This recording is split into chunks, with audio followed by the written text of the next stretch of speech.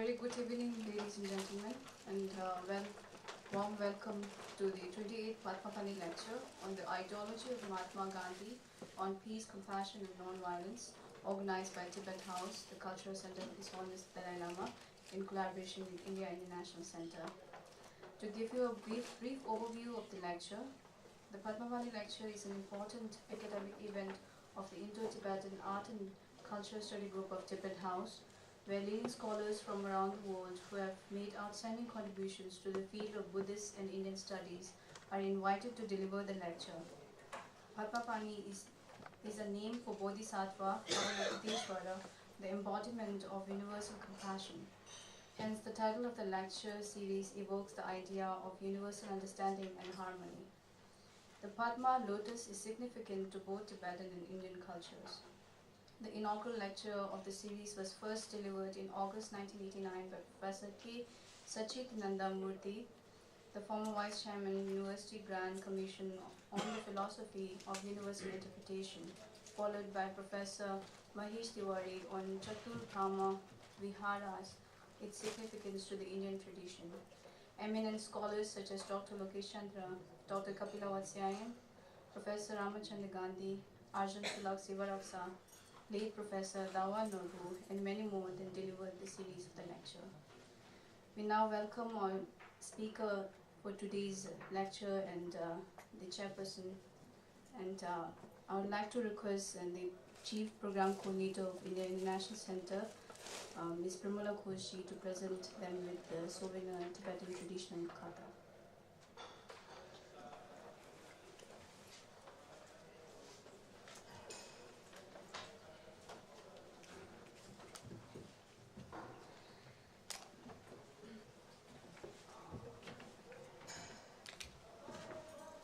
Light होना चाहिए ना भैया भैया थोड़ा light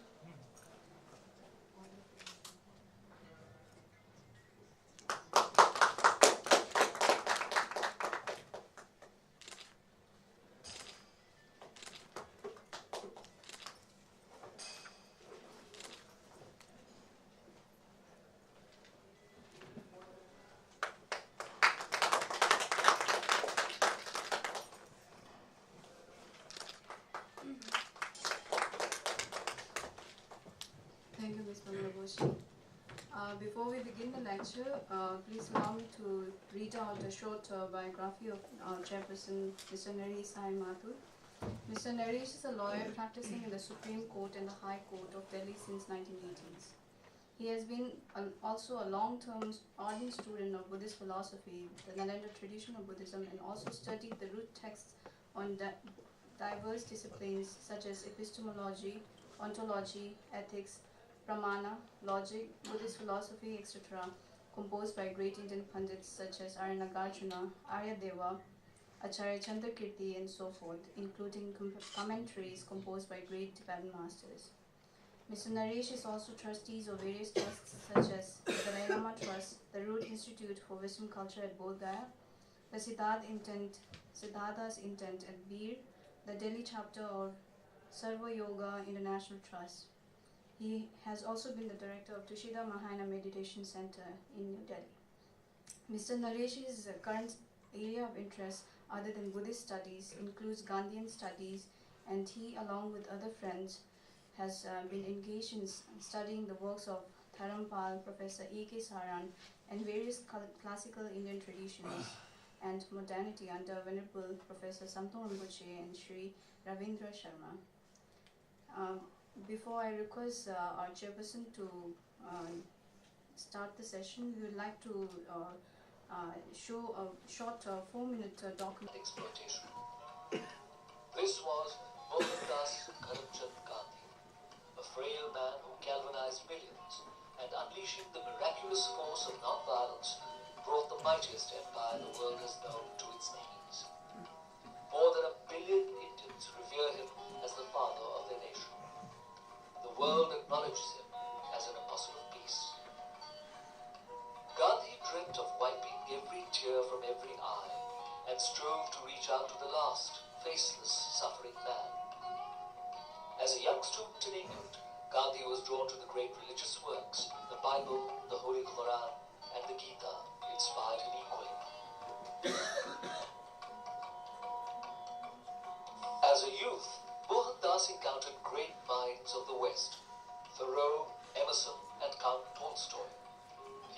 on a stimulating correspondence with the Russian Senate.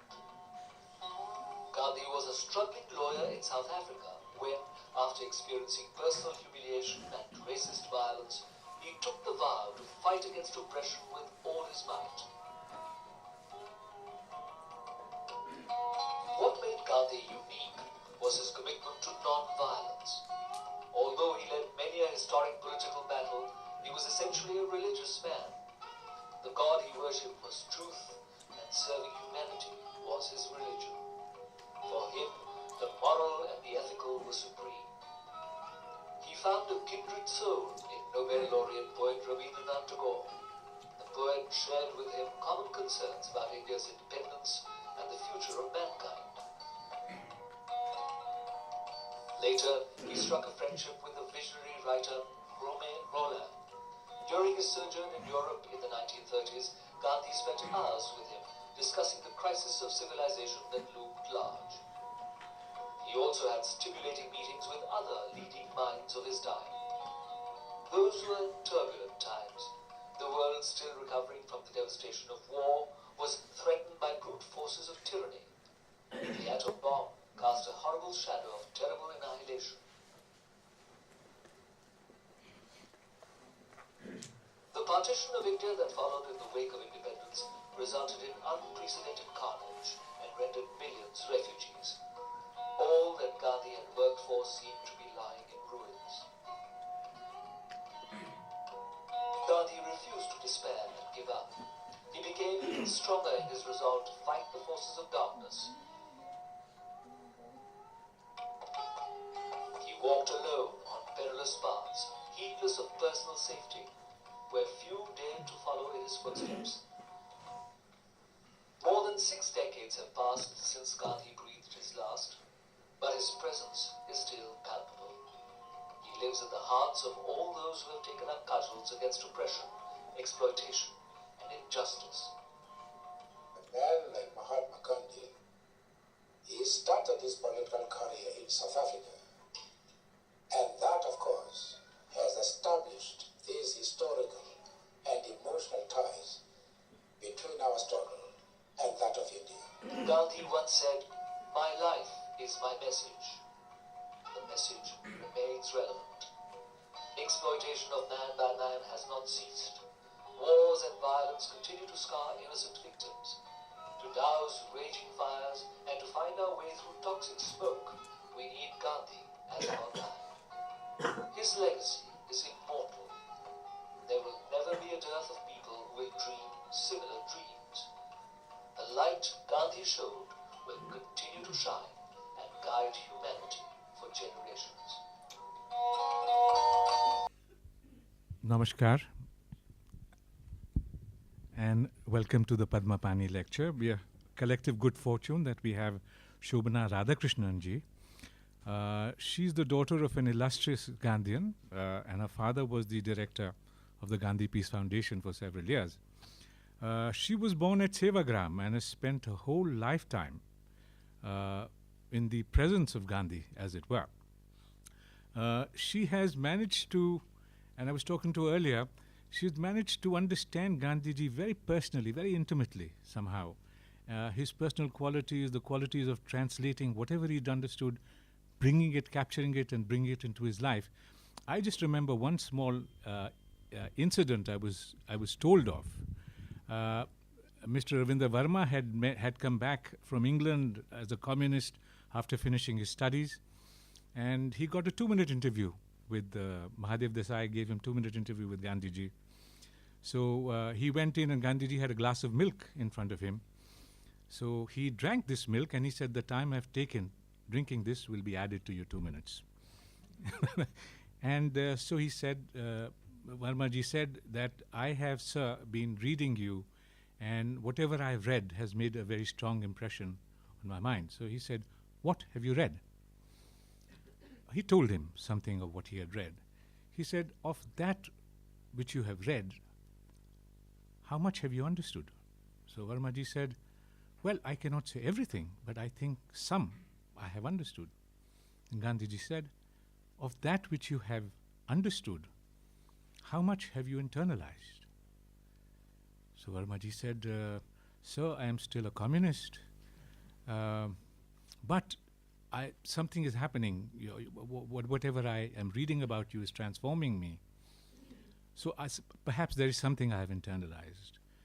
Then Gandhiji said, "Of that which you have internalized, how much have you applied to your life?"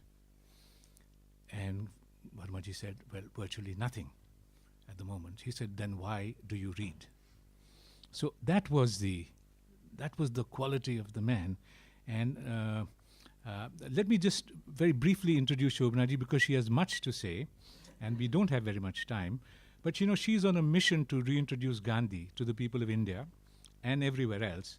Mahatma Gandhi's thought and principles can guide the people as it has the strength to inspire and bring about the change. Imbibing Gandhian values as she grew up in the ashram in Sevagram in Varda, her focal point is following the Gandhian way of life and serving humanity. So I will just request her straight up to please, please make her presentation and a talk, and which we'll follow up with the question and answer. But I want to give her sufficient time, so I wouldn't want to stand between you and Shobhanaji. Thank you so much. My first obeisance is to God Almighty, who has inspired me to take up this task. My second obeisance is to the Mahatma, the great soul, the enlightened one, the compassionate one, whose life can inspire us all, can enlighten us all from inside out. His faith and endeavor make him a role model for all of us at all ages, in all times.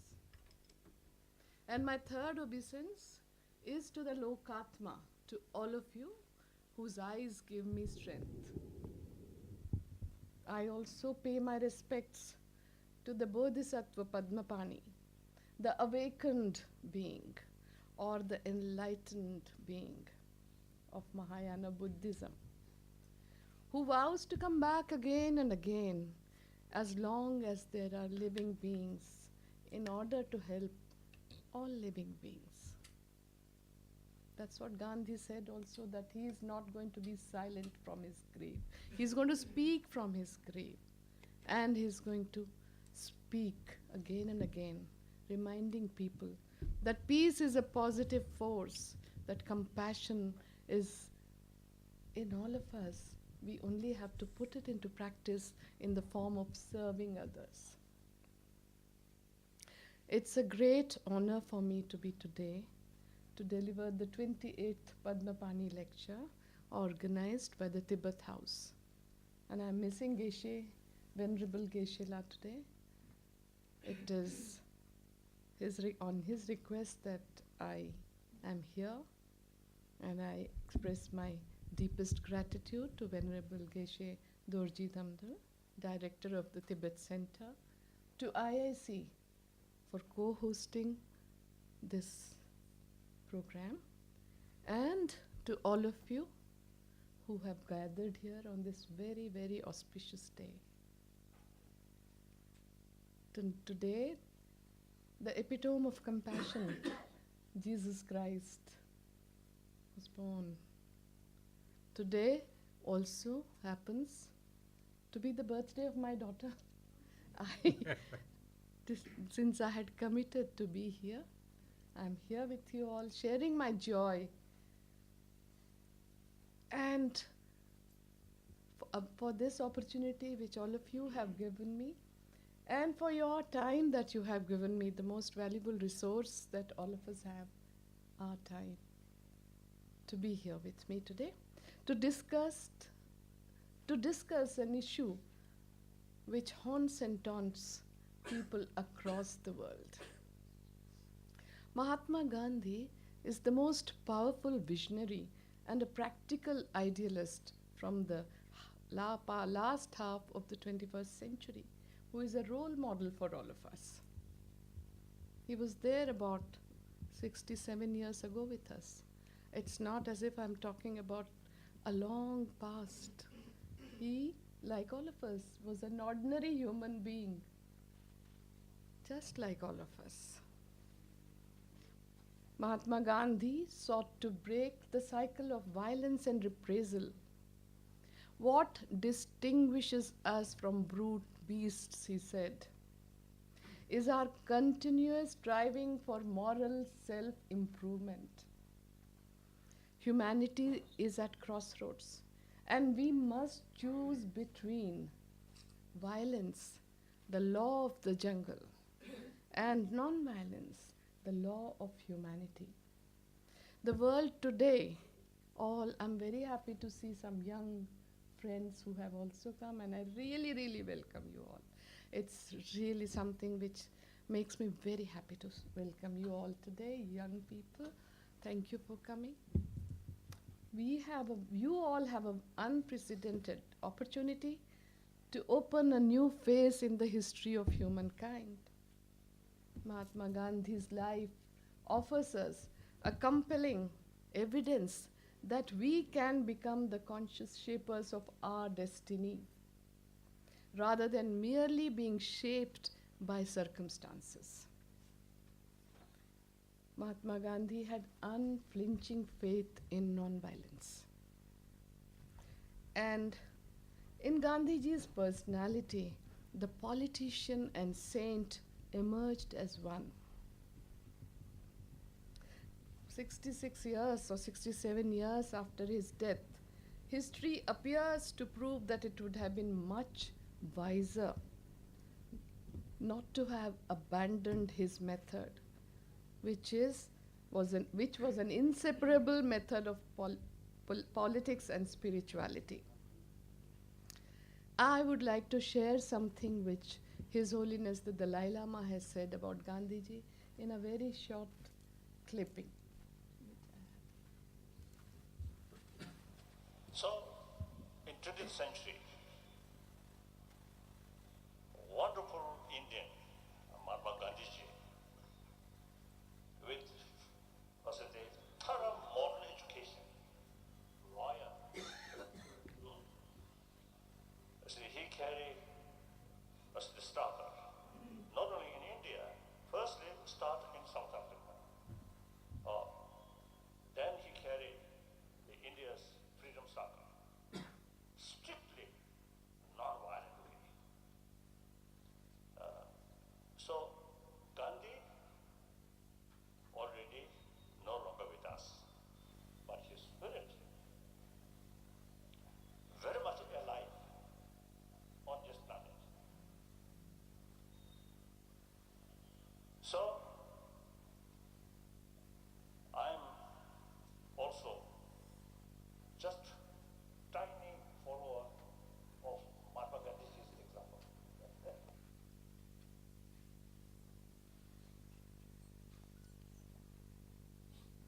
I would like to share with you a story about how compassionate he was. And since we heard about his days in South Africa, he, like all of you sitting here, was a highly educated person. He was a barrister. He had gone, educated in London. He had gone to South Africa for 1 year to help in a case. And I'm sure you all must have read his autobiography. Does anybody know the name of the autobiography? My Experiments with Truth. And whatever I'm saying, I have read from there also. So I'm not saying anything new. So when he went there and came face to face with racial discrimination and the situation of Indians, he decided to stay on, and he stayed on for 21 years in South Africa. He went at the age of 24, and how many of you are of 24 years here? Anybody who is 20? You are 24. So at your age, he had gone. And he wanted to practice. He wanted to be a successful barrister like all of you. Everybody has a dream. But there, he decided that he has to stay back because the injustice, the racial discrimination that Indians and Asians, and that includes people from Malaya and China also. Anybody with a brown or yellow or black skin were being faced with this kind of discrimination. He said the root of this cause is very, very deep. In order to thrash it, to take it out, he'll have to really struggle very hard and offer great sacrifice. So he decided to stay back. So I'm going to tell you a story about what happened in 1906. He had, of course, decided to change his life overnight when on a train ride from Johannesburg to Durban, he was given a book called by Ruskin, John Ruskin, called Unto This Last. And overnight he changed his life to a community living, simple life based on labor. So this is Durban, where he used to live. This is the Phoenix settlement. So you see the house, and in front of the house, I'm talking about something which happened 100 years ago. Okay, so go back in flashback now. So there was this very huge tree. And Gandhi was sitting outside, and there was one person who was peeping at him all the time, trying to make some eye contact. And whenever Gandhiji looked at him, he would turn away, he would hide behind the tree. So ultimately Gandhiji went there and he said, what is it that you want to tell me? What are you trying to say? He said, I have come here, I have heard that you help all kinds of people. I have come here asking for help. So he was a Zulu tribesman, black skin, and he said he was suffering from leprosy, a disease which was considered incurable, and the patients were outcast from the society and nobody would touch them. So Gandhi called him inside that house, cleaned his wounds with warm water and potassium permanganate, bandaged it, and he had a good mind to take care of him at home. But all these, can I go back to the slide? He had all these ashramites, community members, who were living with him, and he thought maybe they would object. Therefore, he contacted his friend or a senior called Parsi Rustamji, who was also from India, Surat, and he was a very well-known businessman there, and asked him to find a shelter for such people. So he was taken and kept in a place, and then of course Parsi Rustamji was inspired by Gandhiji to build a hospital for leprosy patients. And there is a story about Parsi Rustamji also, and how Gandhiji's Sangat changed his life is also there, but I am not going into that. But what started as compassion and service to people spread as social service and service to humanity in Gandhiji's life. So how being very compassionate gets translated into action is very important. Just feeling compassion inside our heart is not enough. Translating it to help others, to really doing things for others to alleviate their suffering is most important. And it continued in Gandhiji's life, so much so that in 1940, in Sevagram Ashram, where I was born, this is the last ashram that Gandhiji had established in 1936. And this is the Gandhi Kuti. So he was sitting inside, and somebody came and said that there's a man who is looking like a beggar, he's waiting outside the gate, and he only wants to meet Gandhiji. He only wants to talk to Gandhiji. So Gandhiji went rushing there, and he saw this person absolutely in tatters and very, very worn out. And Gandhiji immediately recognized him. He said, "Oh, you are Parchure Shastri. Shastriji, what are you doing here?" Because Shastriji used to be the Sanskrit teacher in Sabarmati ashram, the earlier ashram in Gujarat. And he had gone home. So Parchure Shastriji, first thing he did was to do a Sashtanga Namaskar to Gandhiji. And he said, "I have come here with two desires, two wishes. I want to live in the ashram and I want to die in the ashram." Gandhiji said, "You have two desires, two wishes, I can only fulfill one. That is, you can live in the ashram, but I will not let you die in the ashram." So he brought him to the ashram, made a small kuti in front of the Bapu kuti, a cottage. Kuti is a cottage. And every day for 45 minutes he used to personally massage him, got the doctors to examine him, and he started his treatment. This is in 1940, inspired by Gandhiji. Many people got into serving leprosy patients, and even in India, even today, we tend to somehow distance ourselves with such people. But at that time, people who started this work are continuing to this day.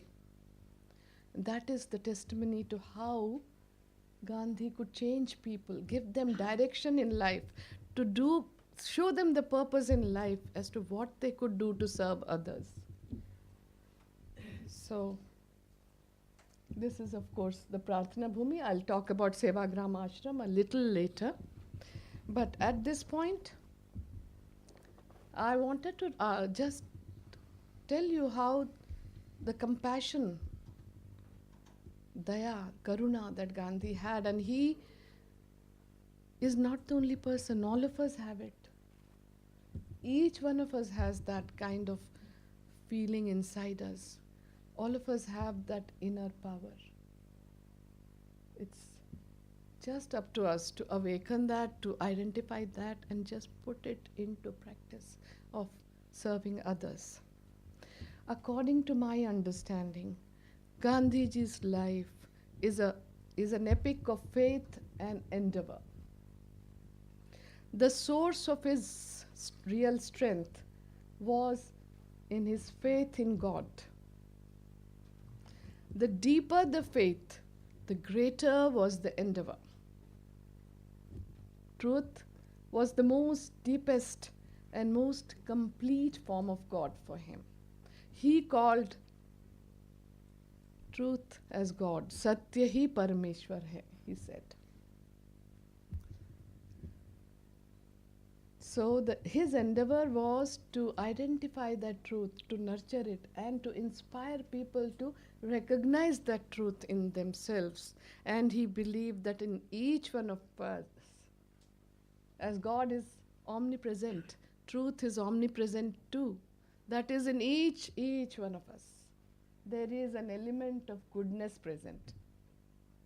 All of us have that. We are born with it. We are very, very lucky, because the same power that there is in the universe resides in us also. And therefore that Gandhiji's endeavor throughout his life was to awaken, nurture and inspire the power to come out and help others. The other belief that he had, that in spite of all the ups and downs in the history of humanity, humankind will always move towards an auspicious direction, because God, truth, that is God, is only interested in the welfare of its creation. These were the two beliefs he had in his quest for truth. Now in this century we are confronting many, many challenges, not less than what Gandhi confronted in the 20th century. Today we have so much advancement, industrial, economic, information revolution, technology revolutions, and we are all connected through all these revolutions, but we are at the same time witnessing financial and economic collapse of regions which owed the most to this capitalist development, even as amazing transformations are taking place every day. in many cases for the good of us, and in many cases, respect for the worse. So, talking about Gandhiji's ideology, I would like to tell you that truth, non-violence, and purity of means, because I have to really make this entire thing very short and bring whatever I want to tell you very quickly. So, truth, non-violence, and purity of means were his three ideologies. And I can expand on it maybe some other time, or maybe you would like to read up on it, or maybe you would like me to come and let you understand a little bit. But I just want to let you know that he was an ordinary person like you and me, just like us. And that ordinary person, how he could transform himself to this extraordinary person that he became, is what I am more interested in. Because that's what matters to us. We want to know how he did it, and whether we can do it too, whether we have the capacity to do that. So we'll be examining a little bit of that. Also, I want to talk about very briefly about his three gifts to humanity, which is Satyagraha, constructive program, and Ekadasha Vrata. I don't know how many of you have heard about Satyagraha? Yeah. So a couple of hands are going up. How about constructive program? So just one. And how about Ekadasha Vrata? Nobody knows. This Ekadasha Vrata, I would like to touch upon Ekadasha Vrata, because very, very few people know what Gandhi meant by Ekadasha Vrata. Whereas the world over, we know very well about Satyagraha. Constructive program is how he translated his full social service into establishing the self-respect and justice for the common people. That is also called social service, and that can be named by anything now. Constructive action, constructive programs is what you do to really change the lives of people, which all of us are capable of changing the lives of people by helping them to make their condition better. But I would like to focus today on Ekadasha Vrata. These Ekadasha, does anybody know what Ekadasha means? Any of it? 11. And Vrata? Fasting. Sanskrit is a language which is so beautiful. Vrata means fasting also. Vrata means rules also.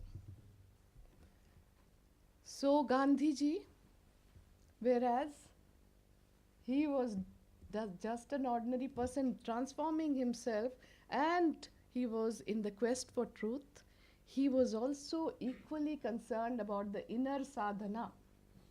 And without that sadhana, one is not in tune with the inner self, with the bodhicitta, with yourself, with that compassionate self that you are, with that beautiful manifestation of that supreme energy that all of us are. So to become that, and to understand the reality of the reality of being, or shunyata, it is very important to understand what it is all about. So I would like to talk about a little bit about Ekadasha Vrata. So the principle is already there. Do unto others what you do unto yourself. Very simple. जैसा अपने लिए चाहते हो वैसा ही दूसरों के साथ करो. Not very difficult. We have all grown up hearing that. Our grandparents, our parents have always said that through stories, through our great epics and Puranas. This is the message. Very simple. So Gandhiji, while he was growing up, he had seen his mother Putlibai undergo very strict vratas, that is fasting. Jo abhi just now somebody said fasting. She was very much a devout Hindu, fasting on many occasions, but she was doing it for herself. Gandhi was not interested in vrata for himself. He wanted this to be established as societal norms. Any vow and these vows give inner strength to whoever observes these vratas, and these are also called observances. So Gandhiji put a set of 11 observances in his ashram. He said, these are the things that I am doing personally, and I want everybody who has joined me to do this. And what was that? His disciple Vinoba Bhaveji put it into a kind of a verse, and we used to sing it in the morning and evening prarthana in the ashram. It is called Ahimsa Satyam Asteya Brahmacharya Asangraha Sharira Shrama Aswada Sarvatra Bhayavarjana Sarva Dharma Samanatva Swadeshi Sparsha Bhavana Vinamra Vrata Nishtha Se Ye Ekadasha Sevya Hai. Now, these are very, very solid words. Ahimsa Satya Asteya Brahmacharya Nasangra, that is non-violence, truth, non-stealing, brahmacharya, and non-possession. These are the Pancha Mahavratas in the Vedas, described in the Vedas as Pancha Mahavratas. It is there in all the religions in the world. And Gandhiji said, ultimately, all the religions point to the same truth. Therefore, we must all study the essence of all the religions and must have an attitude of reverence and friendship towards the practitioners of other religions. So all these 5 are the Pancha Mahavratas acceptable by all the religions in the world. Jainas call it Pancha. I forget the name right now. I'll come back to it. To that, Gandhi added Sharira Shrama. This was something Gandhi added from bread labor, from Tolstoy's bread labor, that you must work for your sustenance. You must do Shrama, Sharira Shrama, for your sustenance. Aswada. Aswada is control of the palate. Now, the palate is very, very difficult to control. But once you have the control over palates, you can really bring out your hidden energies. And this is not only about the palate, it is about how you speak, how you use the speech. That is the beautiful gift that God has given us. Vak, how Vani is used, how your tongue is used. Sarvatra Bhayavarjana, when Gandhi came here, he saw that Indians were literally very, very afraid. In 1915, when he came back here, first thing he noticed that we were all very, very scared. We were slaves. And the first lesson that he taught in Bihar, in Champaran, was to become fearless. And even in the Bhagavad Gita, Krishna talks, in the 16th chapter, Krishna talks about fearlessness as one of the attributes to be cultivated. These are divine attributes that all of us have, and fearlessness heads it. And the last one is Vinamrata, humility. In between there are 14 divine attributes. And that is what he taught us, to become fearless. Fearlessness is one of the lessons that Gandhi taught to all of us, and that is something which we learnt very quickly. And you saw in the film how everybody flocked, left their homes, left their jobs, left everything and followed, gave their everything for freedom. Then Sarva Dharma Samanatva. That is equality of religions that I was pointing out to you right now. And in our ashram prayers, all the prayers were Sarva Dharma prayers. Morning and evening prayers used to be conducted at 4 a.m. and 5 p.m. Something which started as community meeting in Phoenix settlement culminated into Sarva Dharma Prarthana morning and evening. And it was one of the community activities. As I pointed out, Gandhiji said that ultimately all the religions point out to the same truth. And that's what we all observed in the ashram. Swadeshi. About Swadeshi, you all know a lot. Sparsha Bhavana is about untouchability. So, these are the 11 vows that every ashramite had to take and had to practice it in the ashram to bring out their inner hidden power. And this is something which I really want people to know, because none of us really know about this Ekadasha Vrata as a gift from Gandhiji to humanity. You can follow any one of that and see whether your inner strength begins to manifest or not. Because ultimately, as you all said, the title of Gandhiji's autobiography is My Experiments with Truth. So each one of us has to experiment with our own truth, with whatever we think is true and right. We need to experiment and find out. You all find out. This is all there. Find out, practice it on yourself. So these are the 3 gifts that I was talking about. And this contained the essence of Gandhiji's vision in life. So when you read up and try to understand Gandhi and to put your heart into really absorbing what he was saying, remember these things. I'm very happy to inform you that I was born in Gandhiji's Sevagram Ashram. Now the Sevagram Ashram is in Wardha. Is anybody here from Maharashtra?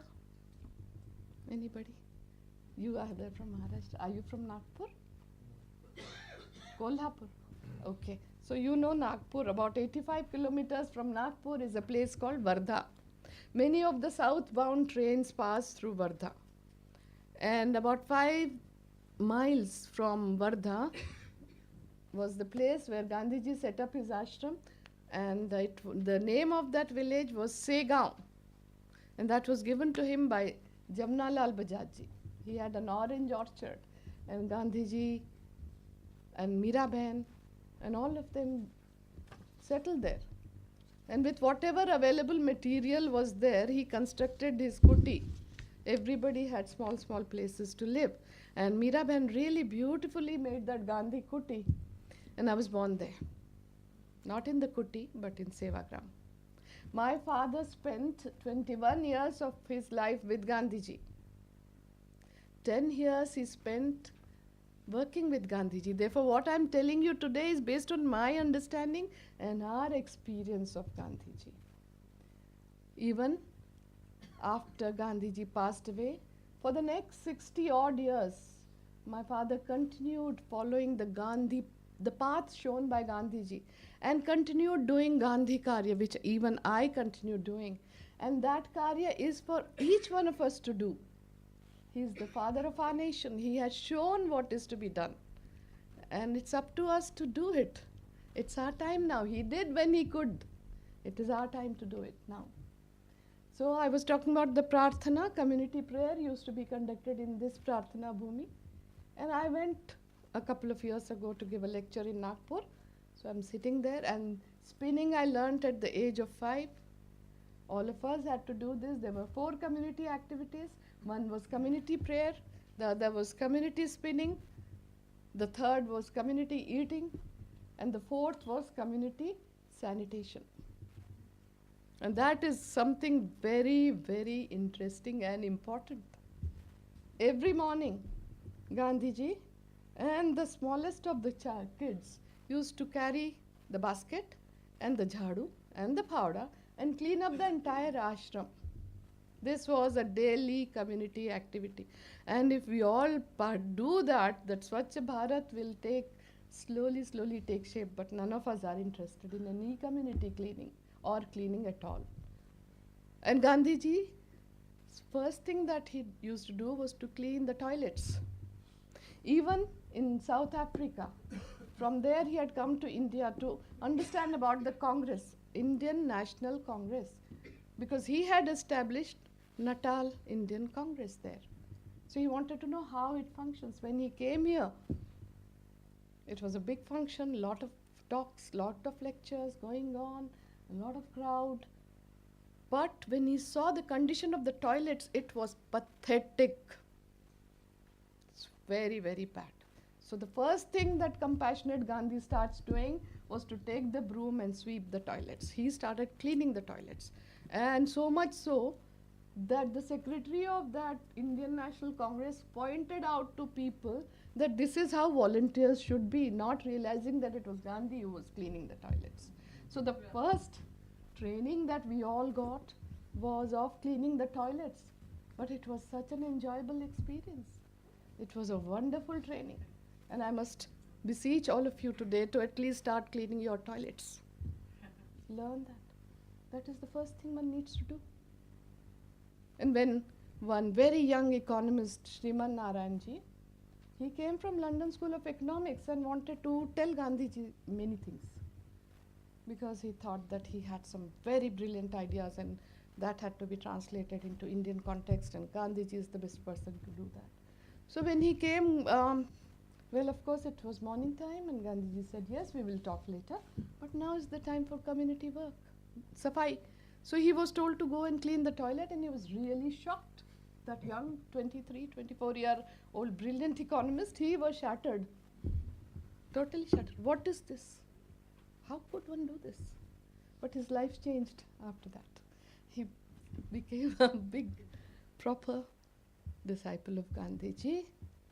And such people, whoever came in contact with Gandhiji, became like this. So I want to tell you a story about what happened, what my father told me. That when he was about 6 years old, and Gandhiji was 56 years older than him, that was the age difference.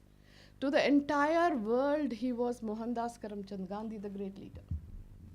In India, he was the Mahatma. In the ashram, he was Bapu, the father of the ashram.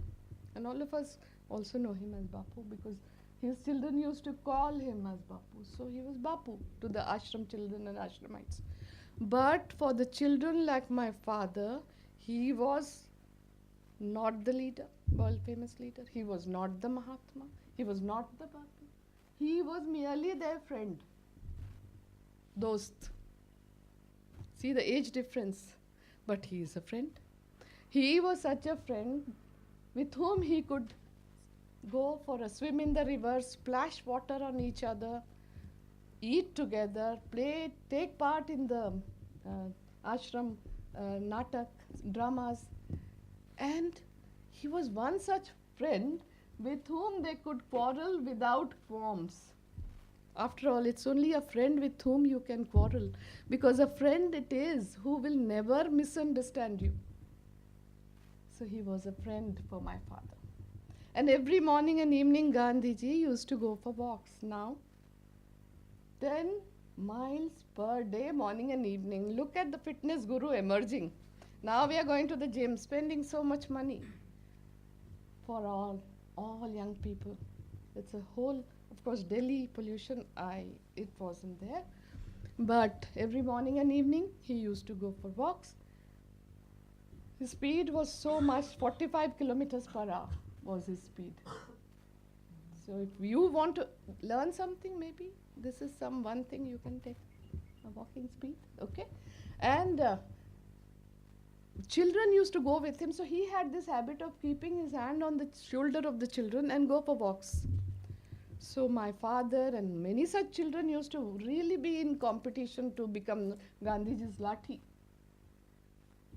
He used to go from the ashram, Sabarmati ashram, touch the iron gate of the prison, Sabarmati prison, and come back.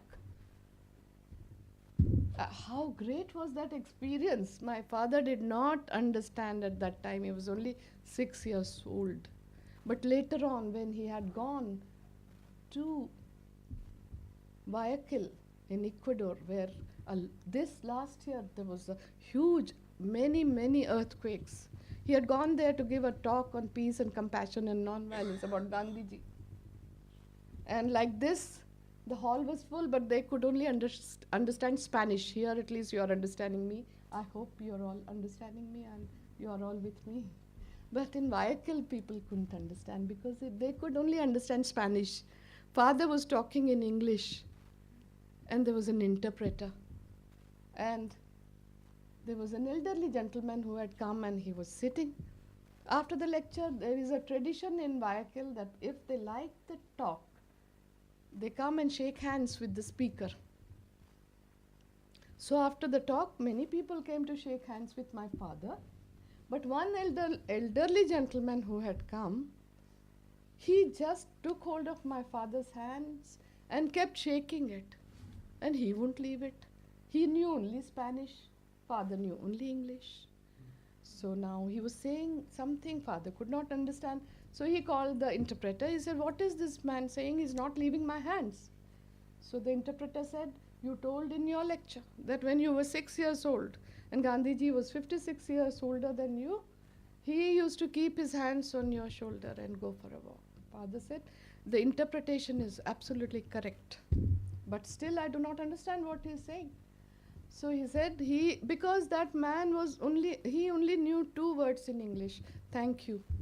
And he was only saying thank you, thank you, thank you, thank you. So the interpreter said, "This man is saying that he wants to thank that person and get the vibrations from that person on whose shoulders Mahatma Gandhi had kept his hands." This is the kind of reverence that people have all over the world. What are we doing? And what are we doing in India? Where are we? What reality are we talking about? What are we doing? And this is what my mission is, to make people understand about Gandhiji. Just understand what kind of a person he was, how he transformed himself, what are the leadership traits that he had, what are those qualities that we see in Gandhiji. But before that, as I said, his entire quest was the search for truth. And he defined truth as to utter as you think and to act as you utter. Jaisa socho, vaisa bolo, vaisa hi karo. Now, can there be a simple definition of truth than this? Utter as you think and act as you utter. Simple. Try it. Jaisa socho, vaisa bolo or vaisa hi karo, and that is Satya in Gandhiji's definition. So I just wanted to let you know that this is very simple thing which you can try in your life and see whether it works. And that means there was this unity of mind, speech, harmony of mind, speech and deeds. The moment there is unity of mind, speech and deed, you come out as a very transparent person. And that's what is required in each sphere of life, transparency. Because it is so simple, people find it very difficult to do it, you see. So that is why I think Gandhi pinches them. Because it's very simple yet very difficult to do. But then one can do it, because if Gandhi could do it, we can do it too. The simple definition of truth bears testimony to his transparency. Now, I would like also, what are we going to do now? We are going to talk about, I would like to talk about how, maybe now while I'm talking, maybe you're liking something, and maybe you are thinking that, acha, we can also experiment like this, and we can also change ourselves slightly. And I want to tell you how people world over got inspired and changed themselves. So I want to tell you a couple of examples of how Gandhi lives on. So one of the first persons who immediately understood Gandhi in his struggle for civil rights was Dr. Martin Luther King Jr. And we have an audio, I think. Do we have it? Can we play that? So I can take a break. The first person who has influenced my life in terms of action more than anybody is Mahatma Gandhi.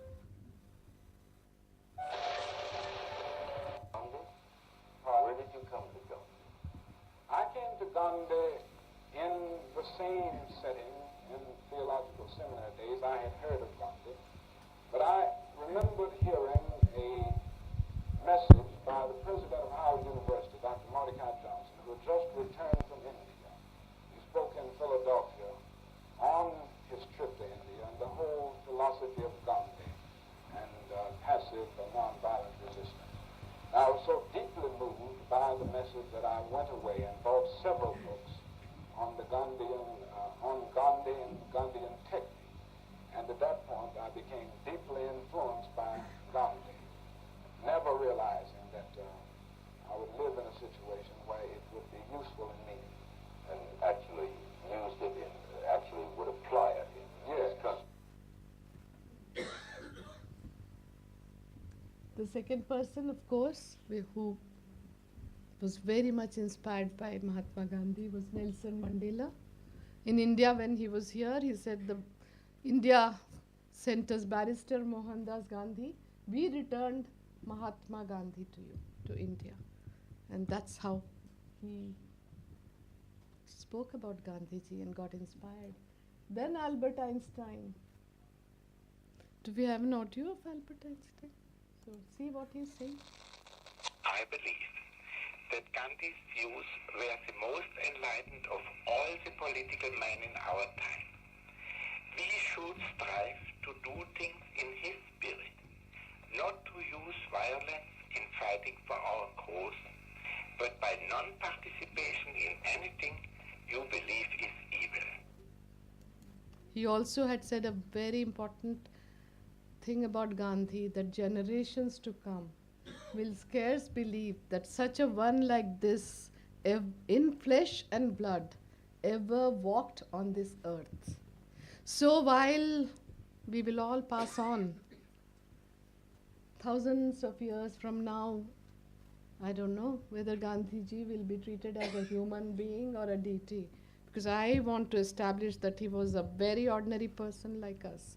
He was just like us. Therefore, if he could do it, even we are capable of invoking, of inspiring ourselves to bring out the goodness that we have.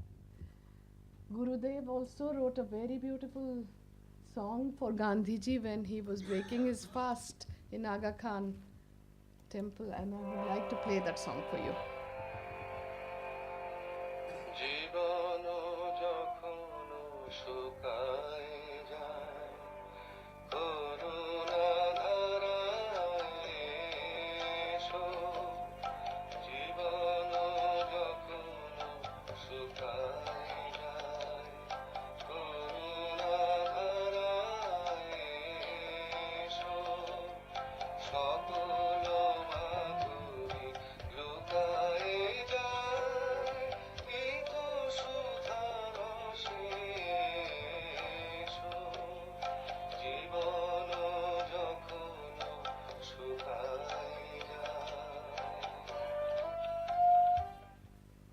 Gandhiji and Gurudev had great regard for each other.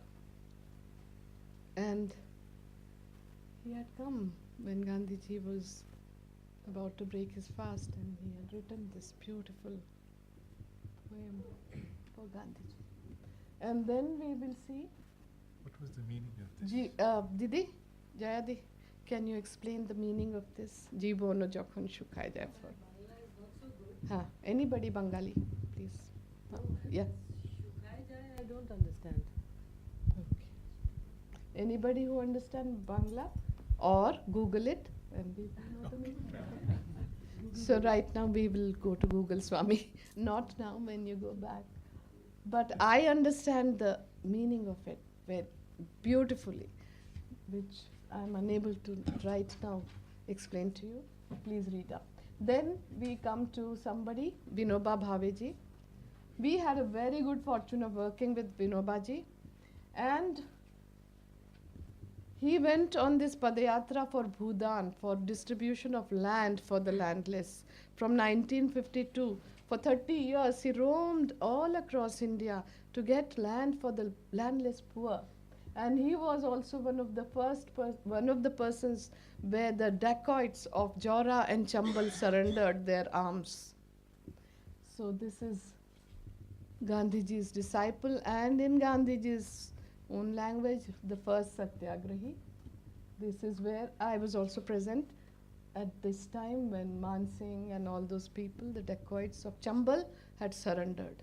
And these are the stalwarts that we have to think and remember, and how in much inner power all of us have to do that. So if they could do it, we can also do some good deeds.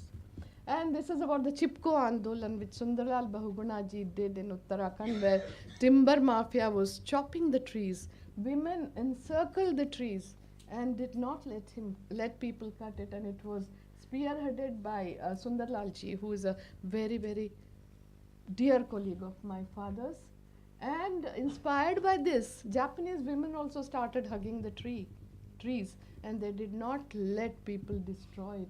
So these are very small, simple examples from world over. And now here there is Father Kunz from Brazil, from Sao Paulo. Now Father Kunz used to he didn't live in the posh area in Sao Paulo in Brazil, but he used to live in a hillock which was one area where only very poor people lived, and there were slums there. So Father Kunz lived amongst the poorest of the poor, serving them.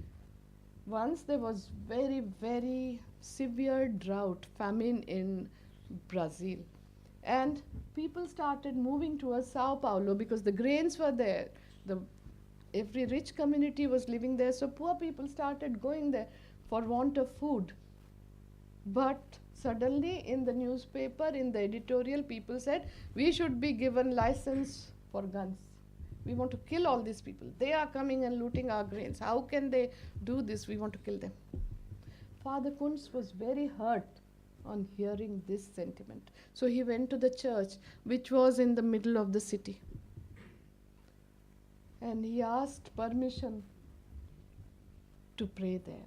And he was a Christian father. Church said, most welcome, Father, you are here for praying. You're most welcome. But he said, I'm not here only for praying. I'm here to offer fast for 21 days for this callousness of my fellow beings. I feel very pained that they are talking about acquiring guns to kill hungry people. And I want to fast. So the rich people of Sao Paulo started laughing at Father Kunz. They said, oh, here is another man, another hungry person who will die in 4 days. So they all laughed at him, but Father Kunz kept on fasting. On the 4th day, people started feeling very uneasy. They came to Father. They said, Father, can we also fast with you? Father said, no.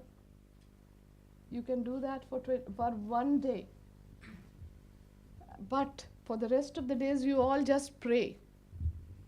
The very next day, end of the fast of 21 days, in each of the houses there was this notice that everybody is welcome to eat with them. This is the kind of strength that Gandhi inspired, and Father Kunz was very much inspired by Gandhi. Here is the power of non-violence of the Innu tribe from North Pole, and their only sustenance is through fishing. But many years ago, NATO fighter planes were flying very low to their area, and that noise pollution killed fish, and they were going hungry. So all these people, they were helpless. What did they do? They formed a human chain and prevented the planes from landing there. And that made them understand to stop taking the planes there. So these are the simple practices that people all over the world, without having met Gandhi, but without even having any training in non-violence, just did it. This is the kind of impact that Gandhi had.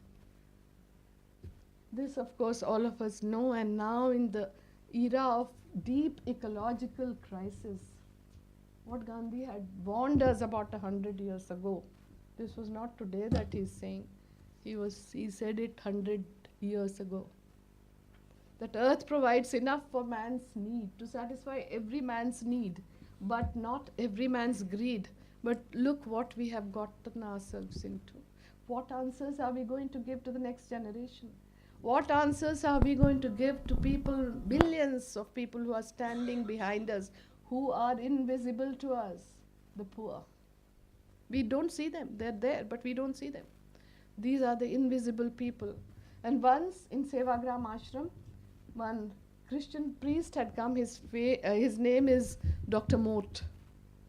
He had come for a conference in Madras, but he traveled all the way, taking all this trouble to meet Gandhiji because he wanted to ask him 3 questions. One of the questions was, in your opinion, Mr. Gandhi, what is the biggest challenge that India faces at this time? So he, welcome. So he must have thought that it is, Gandhi will say that it is poverty, or the fact that we are slaves. Gandhi may say this, Dr. Mort thought. And at that time, Gandhi was very pressed for time, as you had said something about Ravindra Verma ji. And he had asked for all those questions and he wanted to give them a written answer. But here, for some reason, Gandhi said that you are asking me what is the biggest problem that my country faces? It is the callousness of middle class intellectuals. It is the callous attitude of the middle class. That's what bothers me. We have a whole lot of problems there, whole generation which is coming here, whole lot of people, invisible people who are standing there. But we are only interested in what we are going to get out of it. हमारे लिए क्या है? That is what it is all about. Till you do not get out of that selfishness that all of us have, we do not get out of that selfish attitude, we really cannot be compassionate, we cannot serve humanity. So this is something which I want to end my little Gandhi Lives On presentation with a clipping of prisoners in Cebu Island in Philippines. They have a weekly routine of coming out and dancing, and see what they do.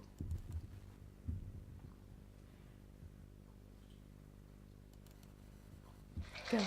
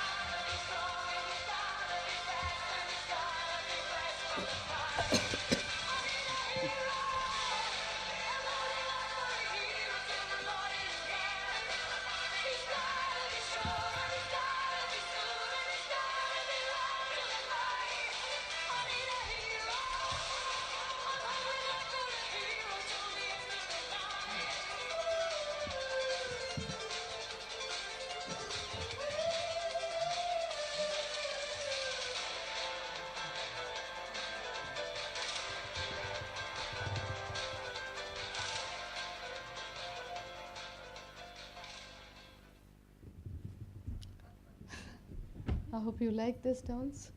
And there are countless such examples, and there are countless such people who have been inspired by Gandhiji all over the world and in India and everywhere. So now this, okay, want to show this? This year on the occasion of the International Day of Nonviolence, I had the privilege of unveiling the statue of Mahatma Gandhi in Tunisia. I was there. And the lecture was held in Manoba University for students who were very eager to understand about non-violence. They're very, very scared of all the violence that is going on. So they were particularly interested in Gandhian ideology of non-violence, peace and truth. So anyway, so I was there, and I don't know how that slide came up. So one of my missions is to travel everywhere to talk about Gandhiji. And so now I would like to, now we are 7:15, Yes, I think and so. I Yes, want to still go on. Please. Yes, please, thank you. So I want to touch a little bit about Gandhiji's qualities. Okay, so the first quality that I would like to talk about is he used to call himself a practical idealist. All of us are idealists, but he called himself practical idealist because whatever he read, saw, believed, or heard, if he liked it, he started immediately practicing that. Now that is what the crux of it is all about. We are all reading a lot, maybe about whatever you are reading right now, whatever inspires you. We have the examples of all the big Mahapurush. Today it's such a fortunate day because we have, this is the Eve, Christmas Eve, and Jesus Christ, the epitome of compassion. That's whom we remember. Mahatma Buddha. We are sitting in the benign shadow in the presence of Buddha, of Avalokiteshvara, of Bodhisattva Padmapani, and such great people, Guru Nanak, Kabir, and you can name anyone, anybody who had walked on the pure path to show us enlightenment. Gandhi was inspired with everybody of them. He had the example of everybody. But what he had also was his inner power, inner voice. And he could touch base with that inner voice or power through introspection, through questioning, and through being firm on truth. So we have already defined what he said by truth, to utter as one thinks and to act as one utters. And also we see that he was constantly experimenting with himself. And therefore, he had an ever-growing personality. He never stopped becoming a student. Till the last day, he remained a student. On 30th of January 1948 in the morning, he was learning to read and write Bangla. Because why? Because while India was celebrating freedom, Gandhi was not there in Delhi. He was in Noakhali, in West Bengal, and even now West Bengal is facing a big crisis of riots. And I really feel very, very sad about it. That's all I'm doing. But Gandhi went there to Noakhali, and he went alone while the nation was celebrating freedom. This one man who dreamt of freedom, who really, really worked for the freedom of India, was not in Delhi. He was in Noakhali, and at this time I want to show you a live footage of Noakhali, just to take you back of how this 79-year-old young person was there. Tireless in his pursuit of communal harmony, the pilgrim progressed, making his way through the inaccessible delta of the Ganga. Lights, please. Can you switch off the light? Please, excuse me.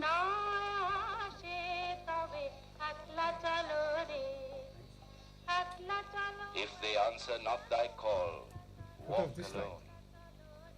If they do not hold up the light when the night is troubled with storm, with the thunder flame of pain, ignite thine own heart and let it burn alone. যদি সবাই থাকে মুখ ফিরায়ে সবাই করে ভয় যদি সবাই থাকে মুখ ফিরায়ে সবাই করে ভয় তবে পরাণ খুলে ও তুই মুখ ফুটে তোর মনের কথা একলা বলো রে যদি তোর ডাক শুনে কেউ না আসে তবে একলা চলো রে যদি সবাই ফিরে যায় ওরে ওরে সবাই ফিরে যায় যদি গহন পথে যাবার ফলে কেউ ফিরে না যায় যদি গহন পথে যাবার ফলে কেউ ফিরে না যায় তবে পথের কাঁটা তুই রক্ত মাখা চরণ তলে একলা দল রে যদি তোর ডাক শুনে কেউ না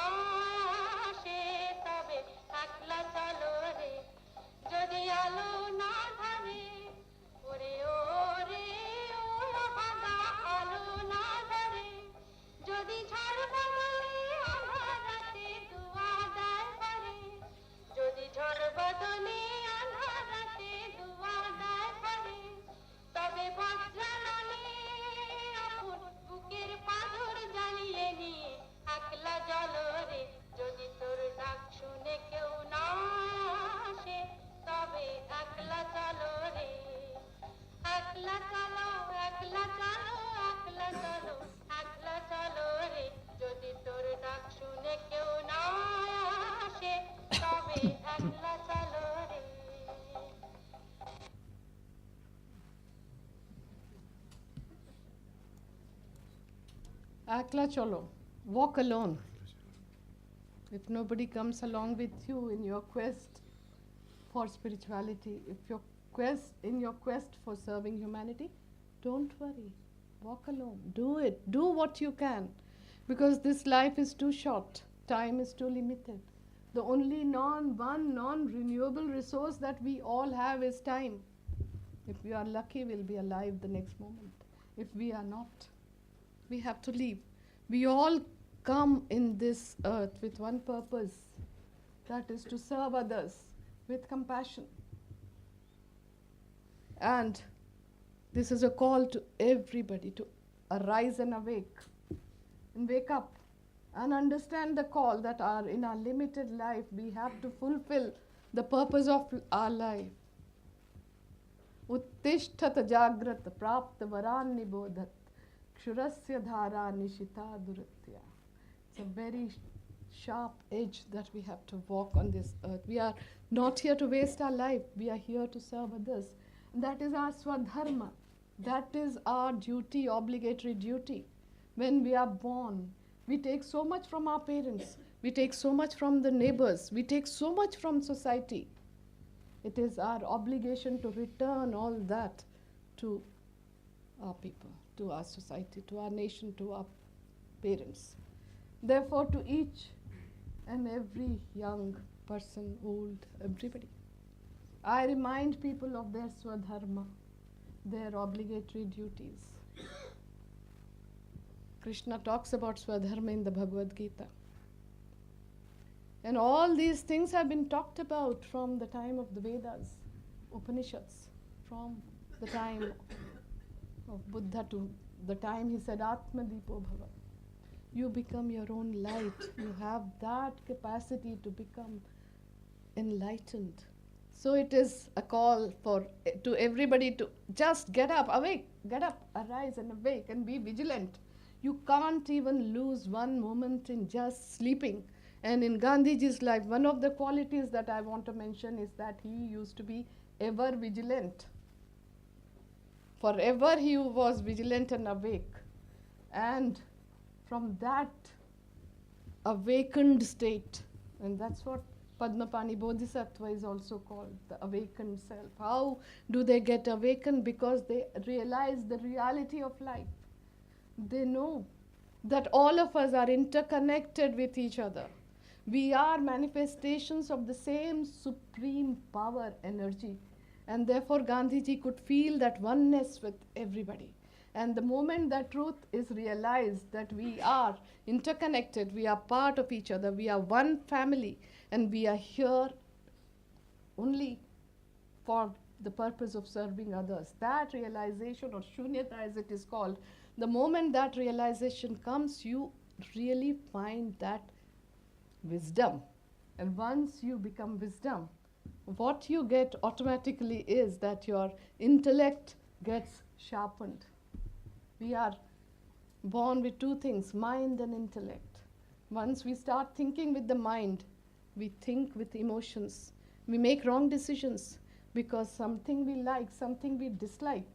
And whatever we decide, it gets colored by emotions. But when the intellect is sharp, when the enlightenment is there, when awareness is there, when the knowledge is very firm, what we get is a very sharp intellect. And we develop the qualities which are very nice of discipline, promptness, and third one, time up.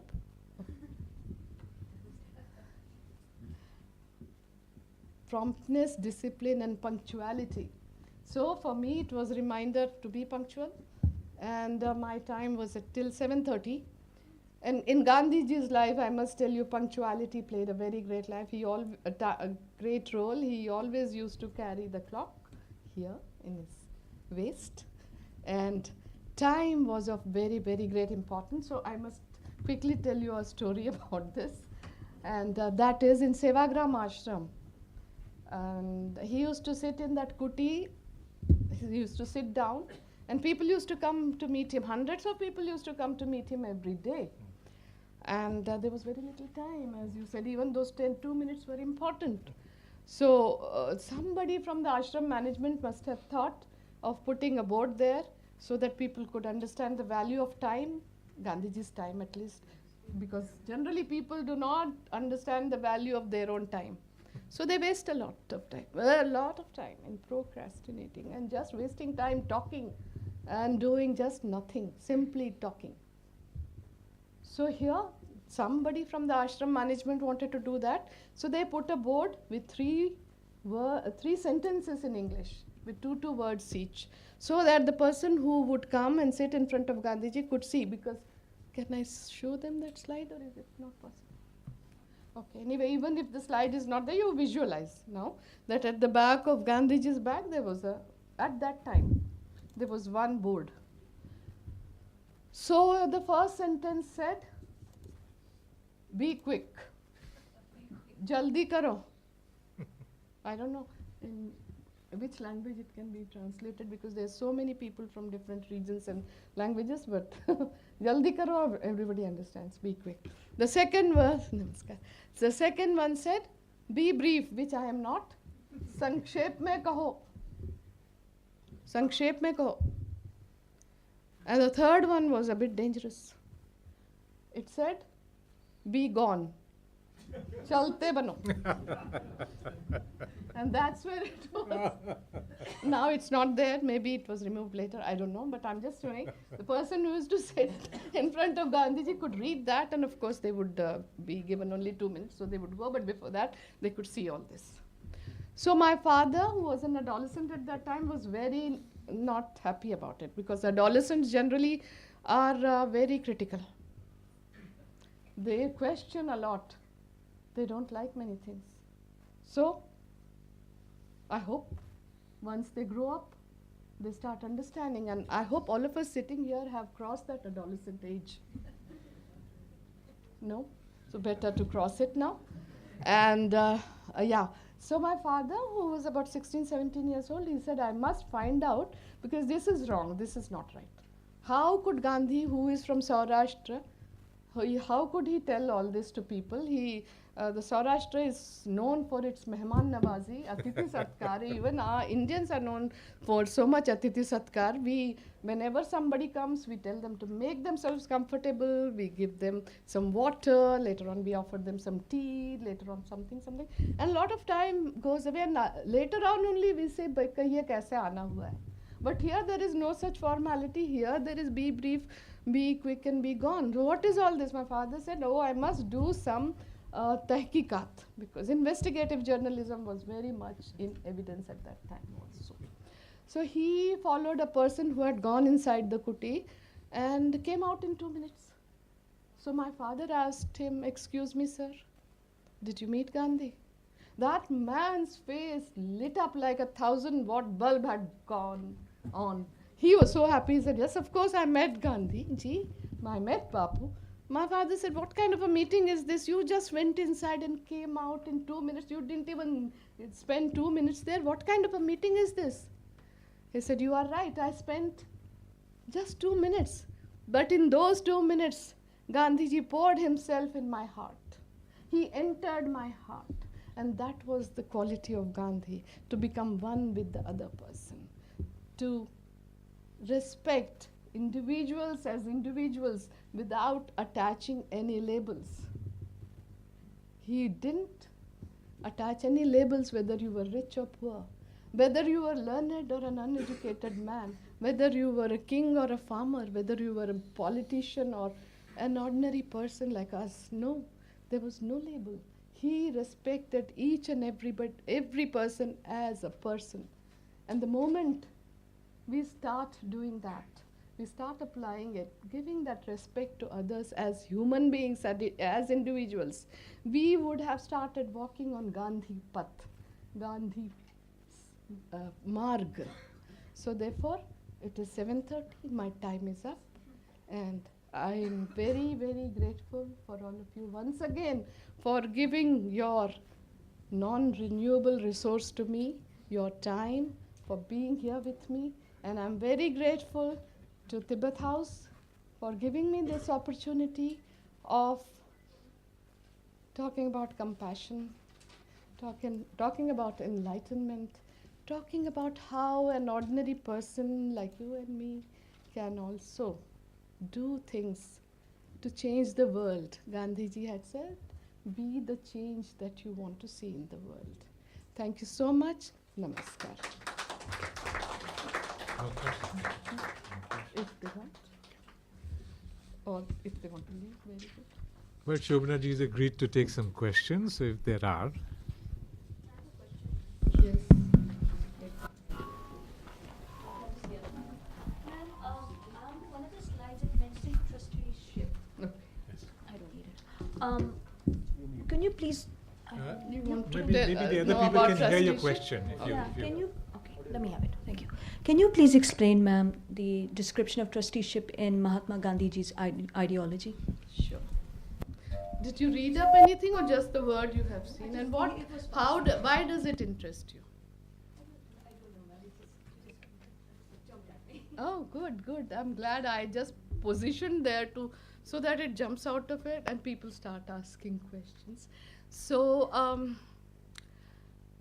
while Gandhiji was understanding the Bhagavad Gita, have you read the Bhagavad Gita? So, what appeals to you in that? I think it's just, it describes the qualities that we should be living. Okay. Like you mentioned in Gandhiji's life, the type of life we should be living like Gandhiji. That you get the message. So each and everybody gets a different message from the Bhagavad Gita. It's according to their own understanding, awareness and perception.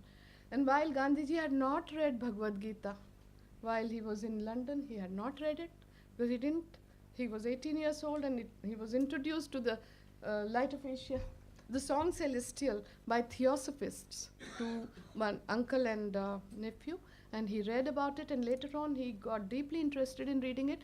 And while reading the Bhagavad Gita, when he came across the word aparigraha, non-possession, that made him think. And have you read any of the Upanishads? Would you like to read? Thank you. And some knowledge that we have already with us must be read to understand what our sages and seers had said, what our great people talked about, how did they even evolve those lofty ideals. So in the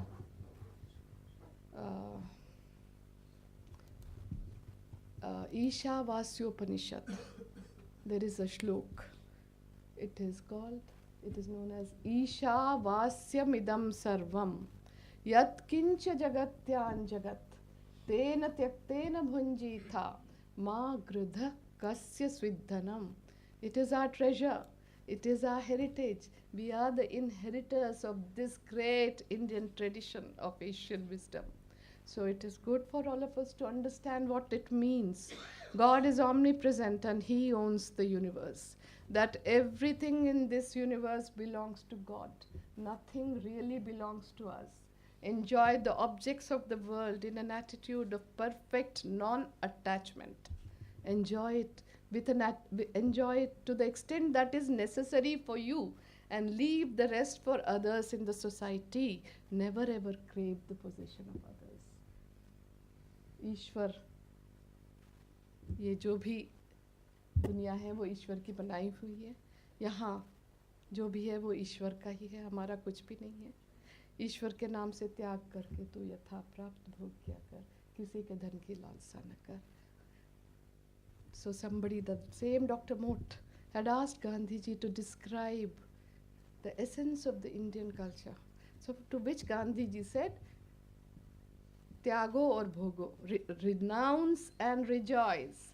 That is the essence of our Indian culture, to renounce and rejoice. In that context, Gandhiji said that whatever rich people have accumulated, the wealth that has been accumulated by rich people is to be used to the extent that they need. There is only this much that they can use the wealth for.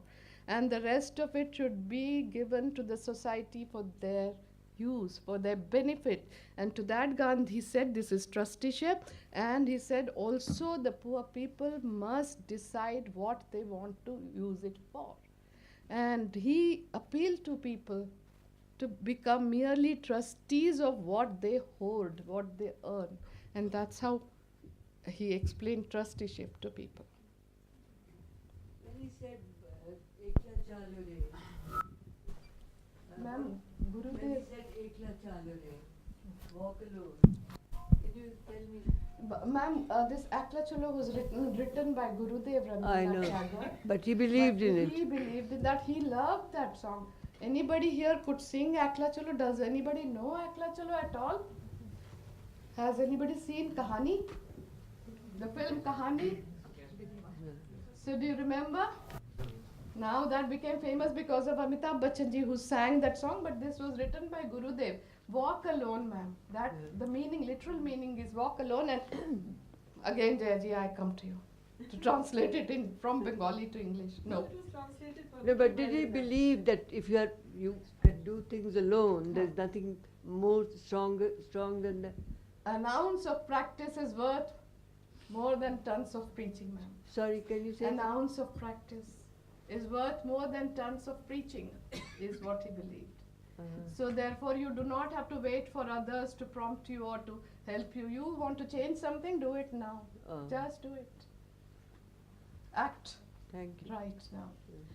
So I think I One have, quick, yes. Rishi. You mentioned there were 4 things which were practiced in the ashram: community worship, eating, and cleaning. No worship. So There what no was the deity. 4th? There was no idol worship. It was community prayers. Community prayers. Okay.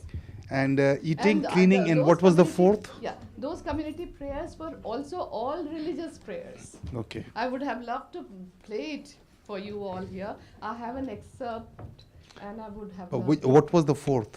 4th, community prayers, community Eating, sanitation, sanitation, community eating, and community spinning. spinning. Okay. Thank you Which so was much. called Yeah. Sutra Yajna. Gandhiji Sutra Yajna. called Yajna because Yeah, thank you. everything has to be treated as sacrifice, as Yajna. And that for our life itself is a Yajna. We have to treat it as a sacrifice. Joya.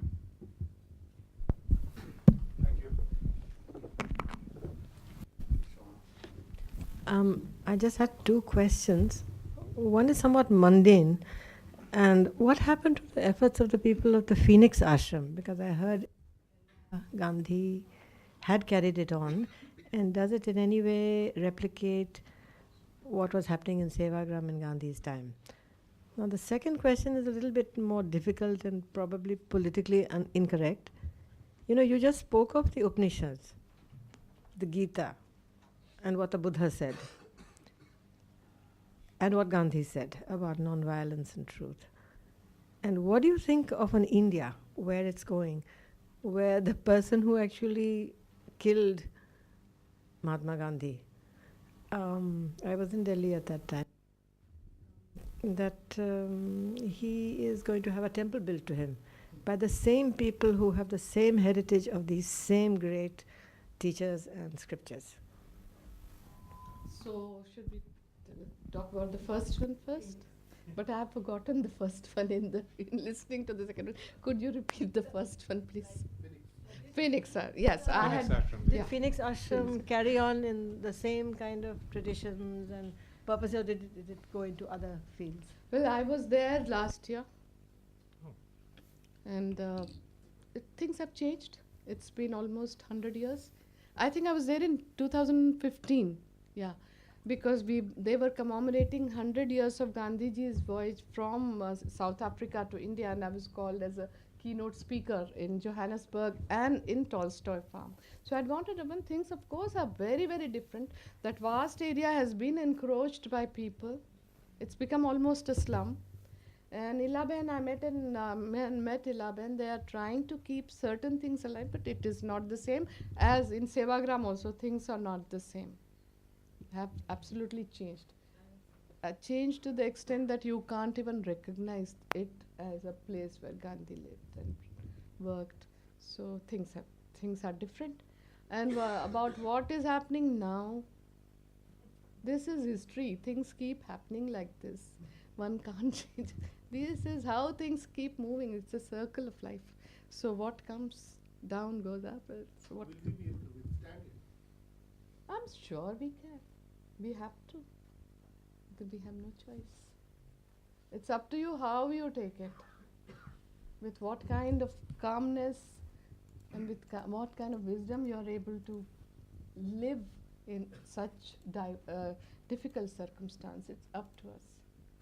Because everybody we are not here permanently, we have to keep moving.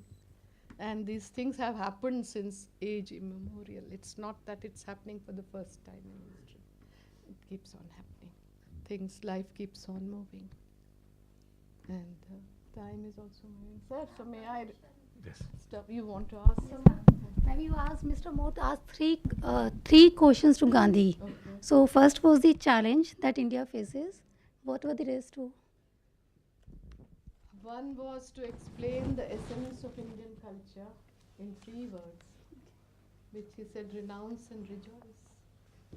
And the third one was that experience, that experience which changed his life, which was that one experience that changed Gandhi's life. Okay. Would you be able to recollect, if you have read the autobiography at all, what would Gandhi said? Would you think? So there are so many incidences, but Gandhi said what happened in St. Peter, Maritzburg. So I will not tell about it. You read about it, find out for yourself. And this is the purpose, so that people start taking interest and start reading of Gandhiji. Okay. So again, thank you so much. We were told to vacate the hall by 7:30. We are late. Thank you for being. Thank you so much. Well, thank you, Shobhanaji. You really brought Gandhiji alive, and thank you so much for these little vignettes, for these songs, for these poems, for these images. You have really enriched this. You've really enriched us today. Thank you.